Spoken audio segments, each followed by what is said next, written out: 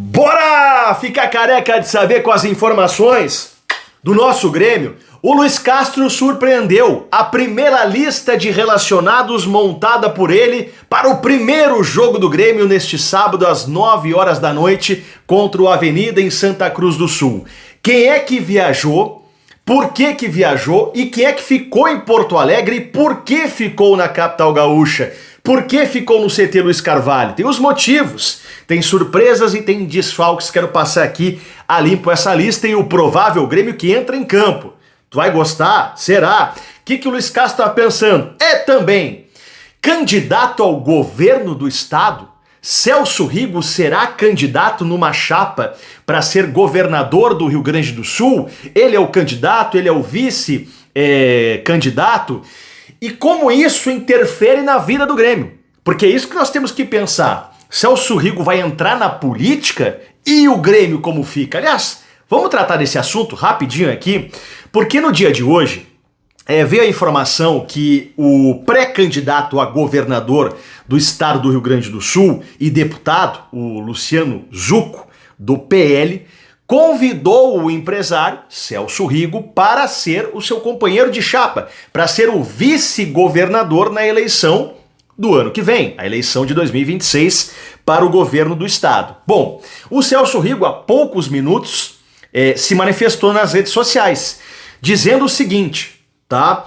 Entre outras palavras, estou e estarei nessa missão de tornar o Rio Grande grande novamente. E ainda diz, sobre as especulações recentes, é importante falar com responsabilidade. Qualquer projeto dessa dimensão precisa ser construído de forma coletiva e tal. Bom, o Celso Rigo praticamente confirma aqui que será um parceiro do Zucco, será possivelmente um vice-governador do Luciano Zucco, tá? Pelo partido PL.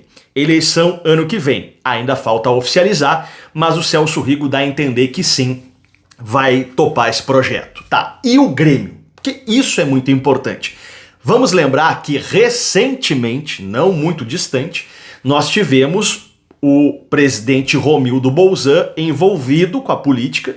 Lembra que ele ia sair para concorrer ao governo do estado pelo PDT, e aí ficou lá se ia, não ia, e depois o próprio Romildo confessou que aquilo atrapalhou o seu trabalho no Grêmio, a sua gestão no Grêmio, porque ficou pensando no governo do estado e não no Grêmio, né? E o Romildo acabou desistindo da ideia e depois o Grêmio teve uma gestão atrapalhada, caiu para a Série B, né? E o próprio Romildo depois confessa que demorou para dar a resposta e tudo. Bom, o Celso Rigo não é o presidente do Grêmio. O Celso Rigo não é um dirigente do Grêmio. Hoje o Celso Rigo é um empresário que ajuda o Grêmio. Sim, ativamente está ali dando dicas, né, sugerindo na administração. Vou dar minha opinião aqui, tá? Eu não vejo problema nenhum. Porque ele não é o presidente. Ele não é o diretor. Ele não tem que bater ponto no Grêmio, não tem que viajar com o Grêmio, diferente do Romildo, né?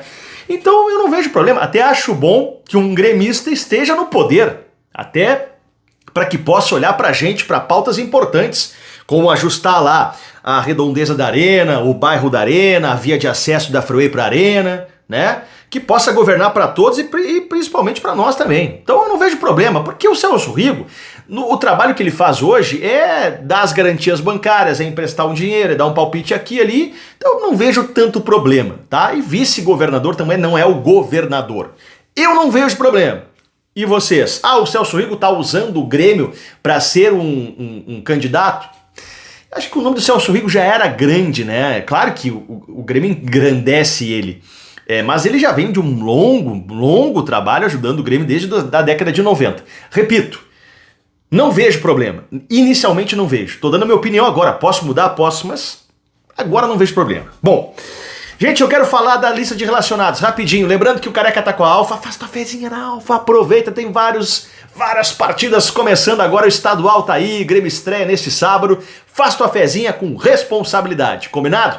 No primeiro comentário do vídeo vai ter meu link, te cadastra para fazer a tua fezinha. Aí vai ser legal, cara, tem várias coisas acontecendo e vai com responsabilidade, vai brincar, vai se divertir na boa. Ô gente, olha só, tá aqui a lista de Luiz Castro, tá? E aí eu vou dando as informações de quem foi, quem não foi, por que não foi, vamos lá. Confira a lista de relacionados. No gol, Gabriel Grando, o Thiago Volpe e o Thiago Beltrame. Veja que o Gabriel Menegon, sub-17, ficou, porque o Grêmio foi com 3 goleiros. O Volpe, enquanto não chegar uma proposta, ele vai ficando. A tendência é o Gabriel Grando ser o goleiro. O Grêmio que está acertado para contratar o Everton. Falta o Palmeiras liberar. Zagueiros. Balbuena, Luiz Eduardo, do time sub-17 do Grêmio, que agora é definitivamente o profissional. Gustavo Martins, Kahneman, Vieri e Wagner Leonardo. Laterais. Sobre a zaga, o Noriega, ele tá já fisicamente bem, só ainda precisa um pouquinho mais de força física, adaptação, então foi poupado, mas não tá lesionado, o Noriega.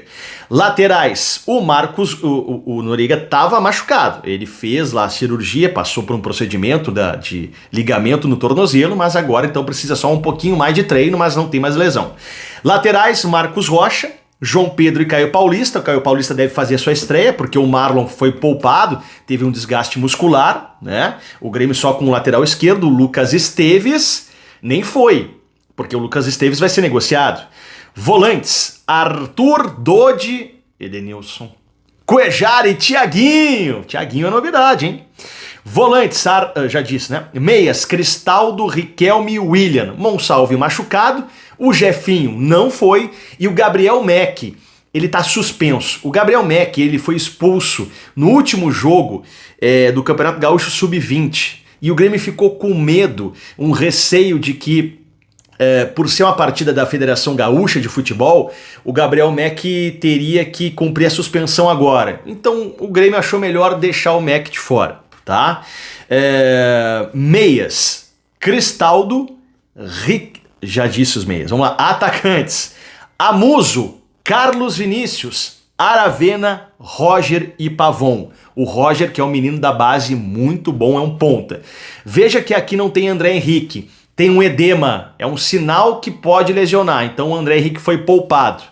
O André Henrique também eu vou te contar, né? É impressionante como o André Henrique, ele convive com lesões. Bom, falando em lesões, vamos lá, então já só para repassar, né? O Noriega e o Marlon foram preservados, o Jefinho não foi, o Gabriel Mack suspenso, o André Henrique poupado por um edema, tá? Lembrando que o Vila Sante e o Braithwaite, estão machucados, lesão que vai demorar um pouco mais, deve voltar ali em fevereiro e março. Vamos agora com a provável escalação da equipe do Grêmio, tá? Gabriel Grando no gol. Na direita, João Pedro ou Marcos Rocha. A dupla de zaga, conforme publicou a 0 Hora, seria Gustavo Martins e Kahneman. E na esquerda, o Caio Paulista, que é o da posição.